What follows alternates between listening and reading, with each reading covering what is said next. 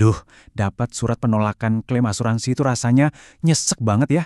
Pasti campur aduk antara kecewa, bingung, bahkan mungkin marah. Tapi tenang dulu, penolakan itu bukan akhir dari segalanya kok. Justru anggap aja ini titik awal dari perjalanan kita buat memperjuangkan apa yang memang jadi hak Anda. Jadi kalau Anda sekarang lagi pegang surat penolakan itu dan pusing 7 keliling harus mulai dari mana, Anda ada di tempat yang tepat. Dalam beberapa menit ke depan, kita akan bedah tuntas panduan lengkapnya, langkah demi langkah. Penting banget buat kita ubah cara pandangnya. Ini bukan jalan buntu, tapi sebuah tantangan. Dan setiap tantangan itu pasti ada solusinya kan? Dengan strategi yang pas, kekecewaan hari ini sangat mungkin kita ubah jadi kemenangan. Oke, ini dia peta perjalanan kita. Pertama, kita akan jadi detektif dulu, kita pahami medan pertempurannya. Kedua, kita siapkan amunisi banding yang kuat. Ketiga, kita maju ke pertarungan pertama lewat banding internal. Kalau masih alot, kita panggil sekutu dari pihak ketiga. Dan terakhir, kita susun strategi menuju kemenangan. 5 langkah yang jelas buat dapetin hak Anda kembali. Langkah nomor 1, kita harus tahu persis sebenar-benarnya kenapa klaim kita ditolak. Jangan cuma terima alasan lisan, minta penjelasan resmi secara tertulis dari perusahaan asuransi. Dokumen ini adalah fondasi dari semua argumen yang akan kita bangun nanti. Nah, biasanya sih, alasan penolakan itu nggak jauh-jauh dari 5 hal ini.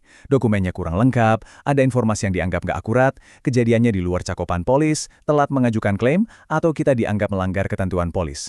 Coba deh, cek surat penolakan Anda. Kira-kira masuk di kategori yang mana? Karena dari situlah kita mulai menyusun serangan balik. Nah, ini dia nih poin yang krusial banget.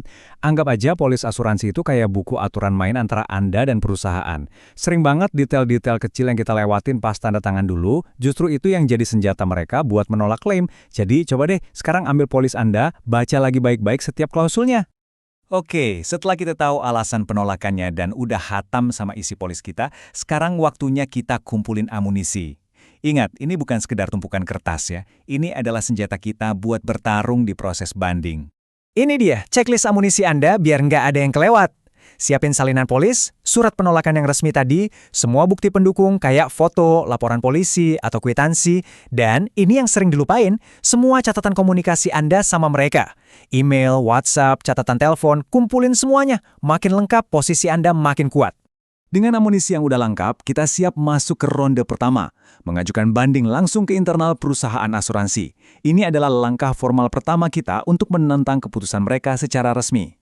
Prosesnya simpel kok, ada 3 langkah utama. Pertama, tulis surat banding yang jelas, gak bertele-tele. Fokus ke fakta, jelaskan kenapa menurut Anda keputusan mereka salah, dan jangan lupa lampirkan semua bukti yang sudah kita kumpulkan. Kedua, kirim lewat jalur yang bisa dilacak, misalnya email dengan notifikasi terbaca atau surat tercatat, biar ada bukti pengiriman. Ketiga, catat tanggalnya, dan jangan ragu buat follow up kalau mereka belum kasih tanggapan lewat dari waktu yang dijanjikan. Terus, gimana kalau banding internal kita ditolak lagi? Apakah perjuangan selesai? Eits, tentu tidak. Jangan langsung putus asa. Ini saatnya kita memanggil kavaleri, alias sekutu dari pihak ketiga yang netral buat bantu kita. Opsi pertama namanya mediasi. Ini ibaratnya jalur damai deh. Proses negosiasi yang ditengahi oleh pihak netral untuk cari jalan tengah. Nah, proses ini bisa difasilitasi oleh Otoritas Jasa Keuangan atau OJK. Tapi yang perlu diingat, hasil dari mediasi ini sifatnya tidak mengikat. Jadi ini lebih ke upaya mencari kesepakatan bersama. Kalau mau jalur yang lebih tegas, ada opsi kedua, arbitrase. Di sini, sengketa kita diserahkan ke seorang arbiter independen yang akan memutuskan. Nah, bedanya, keputusan dari arbitrase ini sifatnya final dan mengikat secara hukum bagi kedua belah pihak. Untuk jalur ini, Anda bisa ke lembaga seperti BMAI atau Badan Mediasi dan Arbitrase Asuransi Indonesia. Biar lebih gampang, yuk kita bandingkan langsung. Mediasi itu penengahnya mediator, tujuannya cari kesepakatan damai, dan hasilnya nggak mengikat.